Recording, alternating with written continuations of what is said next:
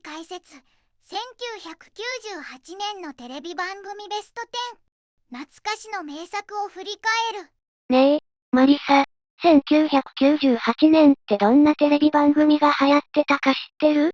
お、いい質問だな。1998年は本当にいろんな名作が生まれた年なんだぜ。ドラマ、バラエティ、コント番組まで、ジャンルも幅広かったのぜ。へえ、具体的にはどんな番組があったの？例えば、笑う犬の生活っていう斬新なコント番組や、社会派ドラマの神様もう少しだけ、さらには型破りな教師が活躍する GTO なんてのもあったな。それって全部1998年の作品なの？そうだぜ。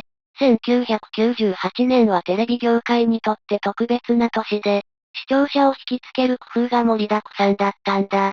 今見ても面白い番組が多いぜ。なるほど。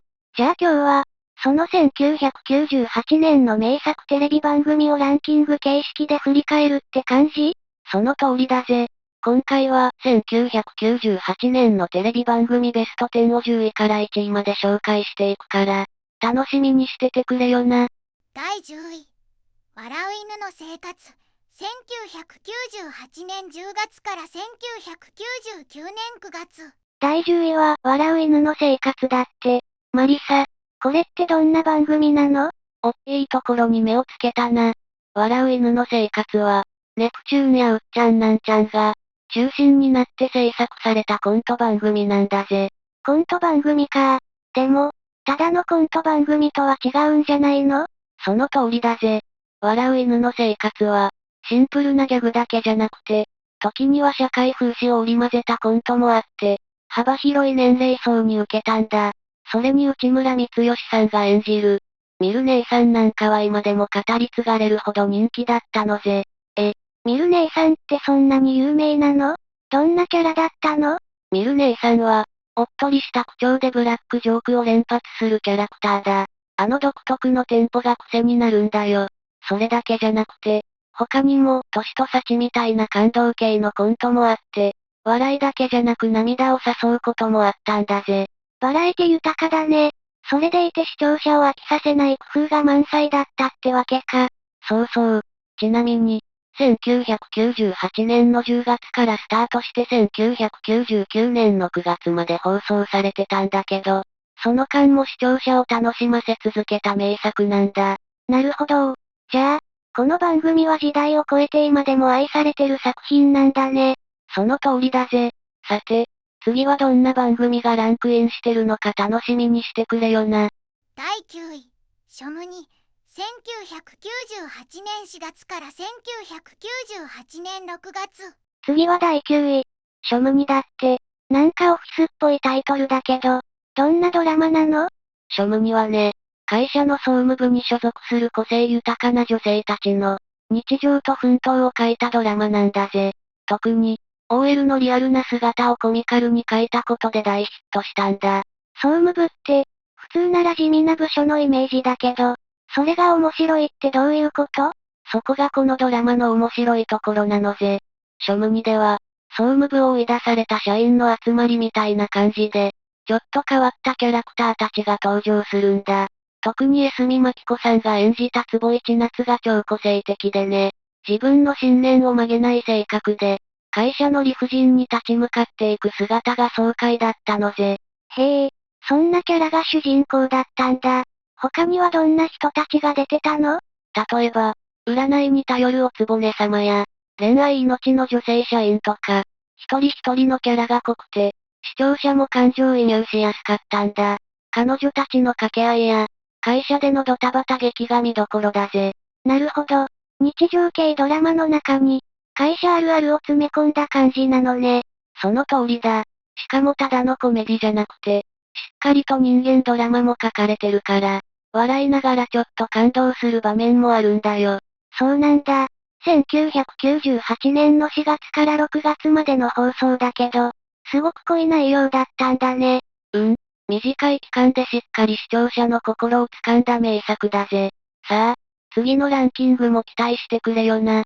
第8位。いきなり黄金伝説。1998年10月から2016年9月。次は第8位。いきなり黄金伝説だね。このタイトル、なんだかすごい挑戦をしてそうな感じだけど、その通りだぜ。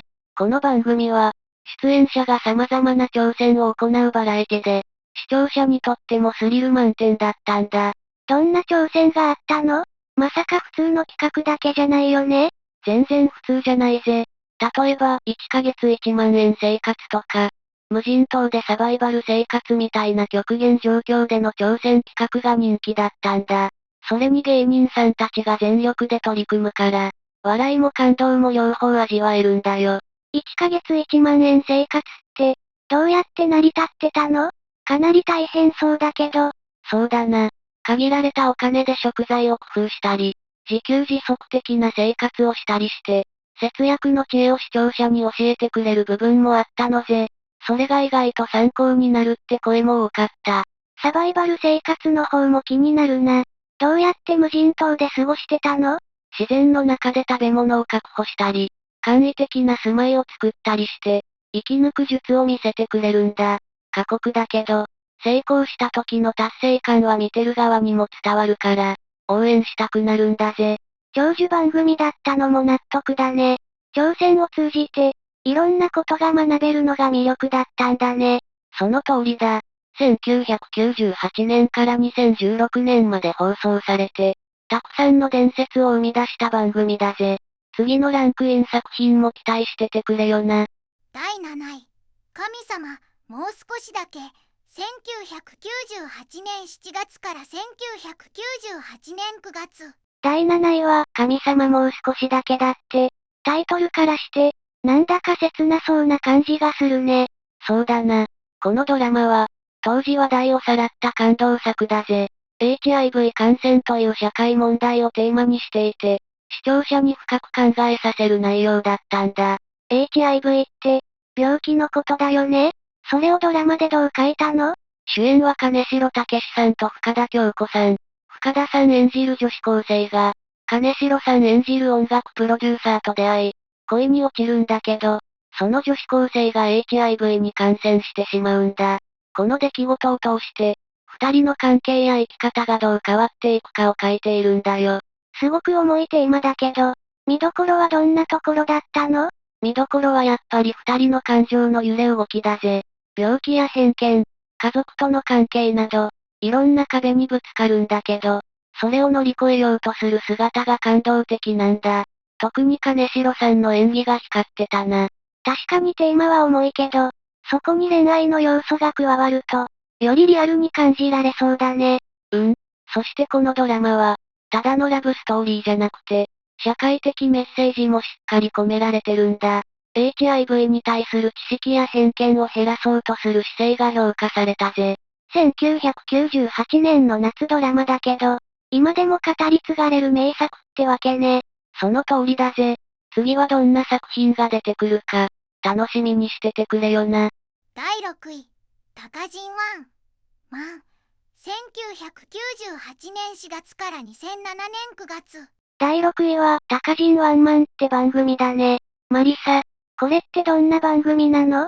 これは、関西のテレビ文化を語る上で外せない名物番組だぜ。司会を務めたのは屋敷隆人さんで、トークと音楽を中心に展開してたんだ。屋敷隆人さんって、すごく個性的なイメージがあるけど、どんな雰囲気の番組だったの？高人さんの自由奔放なトークが魅力だったな。ゲストとのやりとりが時には鋭く、時には笑いを交えてて、視聴者を飽きさせない内容だったんだぜ。トークだけじゃなくて音楽もあったんだよね。どういう構成だったの？そうだな。高人さん自身が歌手だったこともあって、番組の中で生歌を披露することもあったんだ。特に感動的なバラードが人気だったんだよ。トークと音楽が組み合わさってるなんて、贅沢な番組だね。でも、それだけで10年近く続いた理由って何だと思う？高人さんの人柄と、関西独特のテンポの良さだと思うぜ。言いたいことをズバッというスタイルが視聴者に受けたんだ。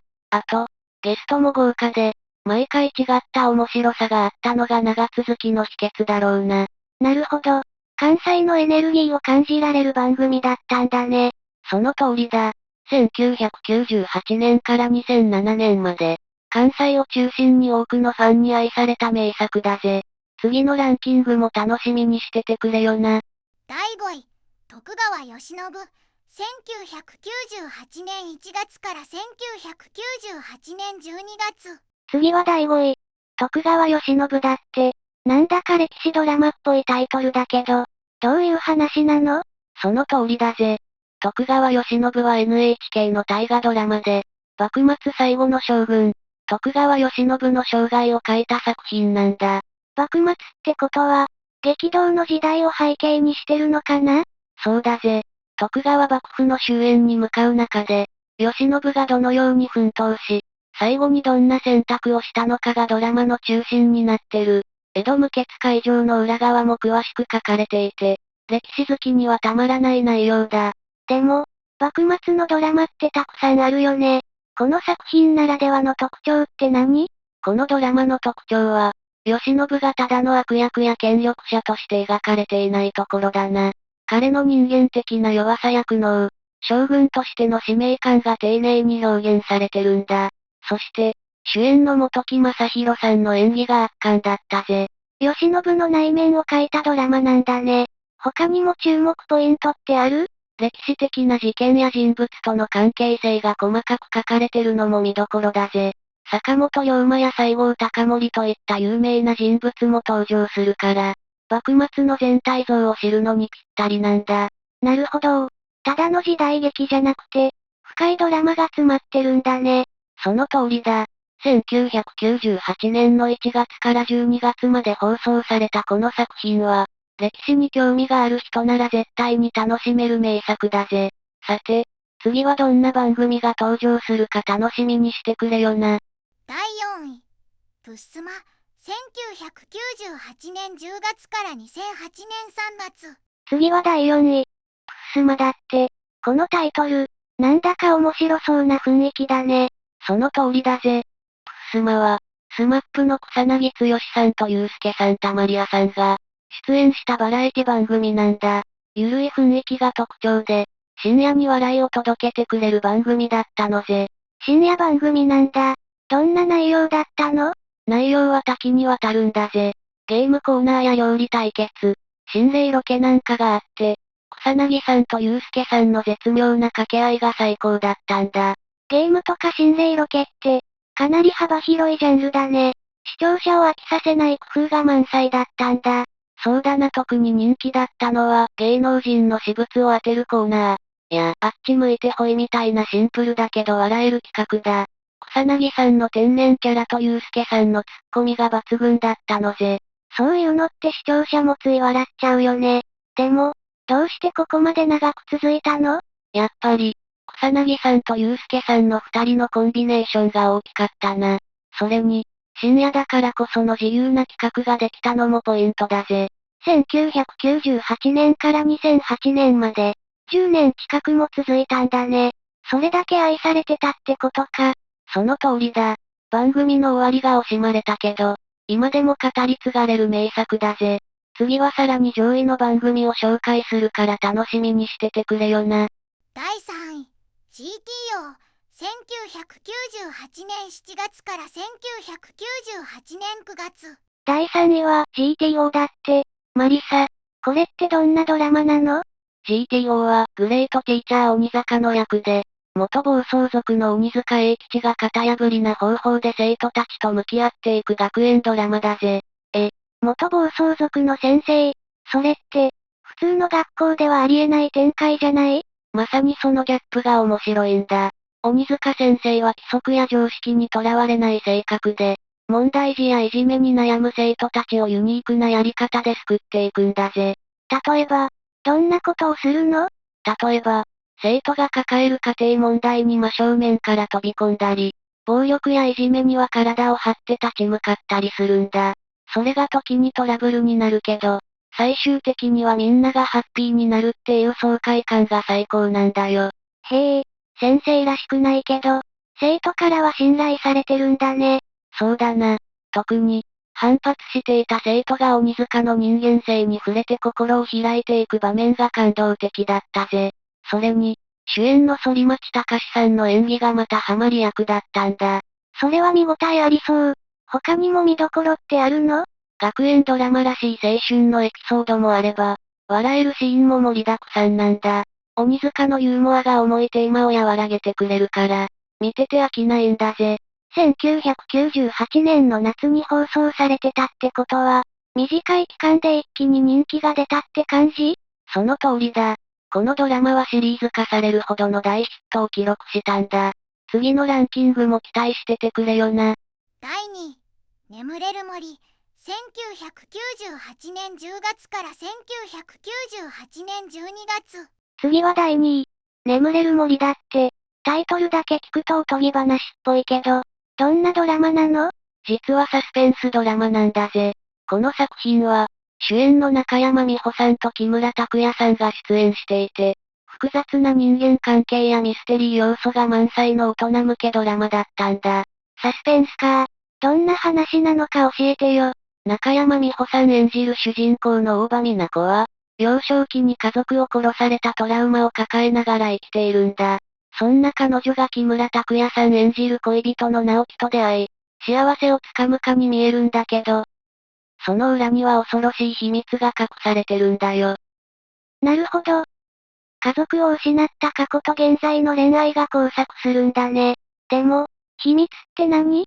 それは見てのお楽しみだけど、直樹が関わる事件や周囲の登場人物の動きが、皆この過去と繋がっていくんだ。ストーリーが進むごとに新たな謎が生まれて、最後まで目が離せない展開だったぜ。それはドキドキしそうだね。でも、サスペンスドラマって暗くなりがちじゃない？確かに暗い部分もあるけど、登場人物たちの感情や人間関係がしっかり書かれてるから、ただ怖いだけじゃないんだ。特に、皆子の心の成長や、直樹との関係の変化が丁寧に書かれてて、感動するシーンも多かったんだよ。なるほどね。それにしても、中山美穂さんと木村拓哉さんって豪華な組み合わせだよね。そうだな。二人の演技がこのドラマの魅力を引き立ててたぜ。それに、主題歌の竹内まりやのカムフラージュも話題になって、ドラマの世界観をより深く引き立ててたんだ。サスペンスドラマって難しそうだけど、これなら引き込まれそう。短期間の放送だったみたいだけど、かなりインパクトがあったんだね。その通りだ。1998年の10月から12月までという短い期間だったけど、視聴者に強烈な印象を残した名作だぜ。さて、いよいよ第1位の発表だ。楽しみにしてくれよな。第1位、剣客商売。1998年10月から1998年12月。ついに第1位。剣客商売だね。これって、時代劇だよね？その通りだぜ。剣客商売は、池波正太郎さんの同名小説が原作の時代劇で、主人公の剣客秋山小平とその息子の成長を書いた作品なんだ。人情や親子の絆、剣術の妙義がたっぷり詰まってるぜ。剣客って言うと、戦いがメインなの？もちろん剣術の戦いも見どころなんだけど、それだけじゃないぜ。このドラマでは、小平がただ強いだけの剣豪じゃなくて、人間味あふれるキャラクターとして描かれてるんだ。剣だけでなく、知恵や人脈を駆使して事件を解決していく姿が魅力的なんだよ。人間味がある剣豪って、なかなか珍しいね。どんなエピソードがあるの？例えば、小平が貧しい人々を助けたり、悪徳商人を懲らしめたりする話があるぜ。剣を使わない場面でも、彼の言葉や行動には深い信念が感じられるんだ。息子の、大二郎が父親を見て成長していく姿も感動的だったな。それって、ただの時代劇じゃなくてドラマとしても見応えがありそう。その通りだ。しかも主演の藤田誠さんが演じた秋山小平がまたぴったりでね。渋い演技とユーモアのセンスが視聴者の心を掴んだんだぜ。時代劇にユーモアがあるって面白いね。他にも見どころってあるの？時代劇ならではの映像美や、登場人物たちの複雑な人間模様も見どころだな。それに、物語のテンポが良くて、1話完結型だから初めて見る人でも楽しめるんだよ。なるほどね。1998年の10月から12月までの放送だったみたいだけど、かなり濃い内容だったんだね。ああ、この短い期間に多くの視聴者を魅了した名作だ。時代劇好きもそうでない人も一度は見る価値があるぜ。第1位にふさわしい作品だね。それじゃあ、1998年の名作テレビ番組ベスト10もこれで全部紹介できたってことだね。そうだな。このランキングを通じて、1998年のテレビ業界の豊かさを再発見してもらえたなら嬉しいぜ。さて、次はどの時代を掘り下げるか、また一緒に考えようぜ。総評またはまとめ。1998年のテレビ番組を振り返るランキング。あっという間に終わっちゃったね。そうだな。でも、このランキングを見て、1998年がどれだけ多彩でエネルギッシュな年だったか、改めて実感したぜ。ドラマもバラエティも時代劇も、いろんなジャンルが揃ってたよね。それぞれに違う面白さがあったのが印象的だったな。特に、社会問題に切り込む作品から、思わず笑っちゃうコメディまで、本当に幅広い、視聴者のニーズに応える多様性が、この時代のテレビの魅力だったんだ。しかも、今でも語り継がれてる名作ばかりだったよね。当時見てた人たちは、きっと懐かしさを感じるだろうな。そうだな。そして、これから初めて見る人にとっても、新鮮な発見がある作品ばかりだぜ。どれも時代を超えて愛される魅力が詰まってるからな。また違う年代のテレビ番組も振り返ってみたくなっちゃった。次はどの年にしようか？それはまたお楽しみだぜ。1998年のテレビ番組ベスト10。ここまで付き合ってくれてありがとうな。最後までご視聴いただきありがとうございました。これからも役立つ情報をお届けいたしますので、チャンネル登録と高評価をよろしくお願いします。コメント欄でご意見や質問もお待ちしています。それではまた次回お会いしましょう。バイバイ。今日も一日良い日で、またね。